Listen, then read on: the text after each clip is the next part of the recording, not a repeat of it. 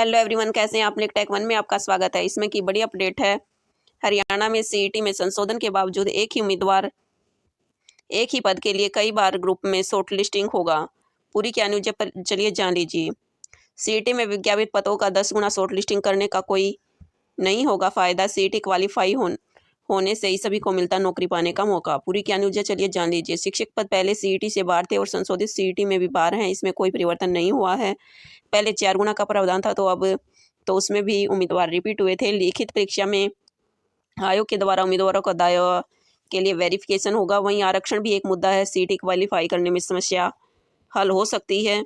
क्या पूरी न्यूज चलिए जान लीजिए। हरियाणा सरकार की तरफ से सीईटी के लिए संशोधन के बावजूद एक ही उम्मीदवार को एक ही पद के लिए कई बार ग्रुप में शॉर्ट लिस्टिंग होगा। पहले 4 गुना को शॉर्ट लिस्टिंग करने का प्रावधान था, मगर अब सरकारी से बढ़ाकर 10 गुना कर दिया। 10 गुना विज्ञापित पदों की संख्या का लिया जाएगा, मगर एक समान वेतन वाले एक ही पदनाम वाले एक ही समान शैक्षणिक या तकनीकी योग्यता वाले पदों में ग्रुप बनाए जाएंगे। तो इन एक समान पदनाम वालों में कुल संख्या के 10 गुना को शॉर्ट लिस्टिंग नहीं होंगे, बल्कि जिन जिन विभागों में वे पद होंगे उनके लिए बार बार मेरिट वाले उम्मीदवार ही शॉर्ट लिस्टिंग होंगे। इससे वे सीईटी पास उम्मीदवार सरकारी भर्तियों के लिए कौशल परीक्षा देने से वंचित रह जाएंगे, जिन्हें सीईटी में कम अंक हैं। ये अंक किसी कारण से कम रह सकते हैं, मगर यह जरूरी नहीं कि जब कौशल परीक्षा दे तो उसके अंक फिर से कम रहेंगे।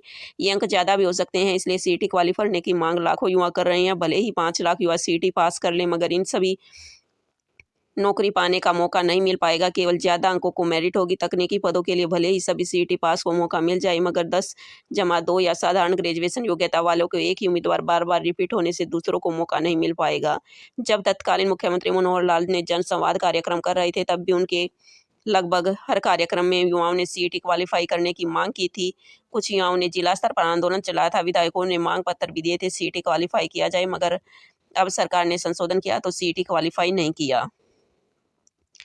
पहले 4 गुना का प्रावधान था, जो उम्मीदवार रिपीट हुए। हरियाणा कर्मचारी चयन आयोग पिछले दिनों सरकार को जानकारी दी थी कि सीईटी पॉलिसी में कुल पदों की संख्या के 4 गुना उम्मीदवार को शॉर्ट लिस्टिंग करने के कारण एक ही उम्मीदवार कई बार शॉर्ट लिस्टिंग हुआ। इसलिए अन्य उम्मीदवारों को दूसरे चरण की परीक्षा में शामिल होने का अवसर नहीं मिल रहा। इससे उम्मीदवारों की नाराजगी है जो अपने विषय के ज्ञान में अच्छे हैं। साथ ही यह गलत धारणा पर आधारित है। जो उम्मीदवार चरण 1 में परीक्षा में अच्छा प्रदर्शन नहीं कर पाया, वह दूसरे चरण में अच्छा प्रदर्शन करने में विफल रहेगा। आयोग की तरफ से जानकारी दी गई है। ग्रुप नंबर 56 में कुल पदों की संख्या 7,185 थी, मगर इस ग्रुप में यूनिक उम्मीदवार 13,675 ही शॉर्ट लिस्टिंग हो पाए। एक उम्मीदवार अधिकतम 25 बार शॉर्ट लिस्टिंग हुआ। इसी तरह ग्रुप नंबर 57 में कुल पदों की संख्या 7,072 थी। इसके लिए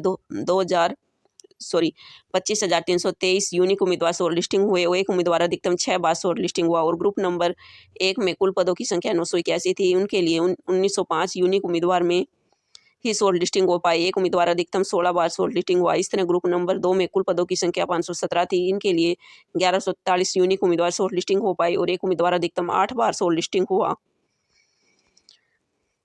कुल पद 24,420 के लिए 50,566 यूनिक उम्मीदवार शॉर्ट लिस्टिंग हो पाए। आयोग की तरफ से जानकारी दी गई है। कुल 24,220 पद थे। इन पदों के लिए 4 गुना के हिसाब से 96,880 उम्मीदवार शॉर्ट लिस्टिंग होने चाहिए थे, मगर 50,556 यूनिक उम्मीदवारों को शॉर्ट लिस्टिंग हो पाई। इसके अतिरिक्त 15,603 उम्मीदवार ऐसे हैं जो एक से ज़्यादा ग्रुपों में शॉर्ट लिस्टिंग हुए।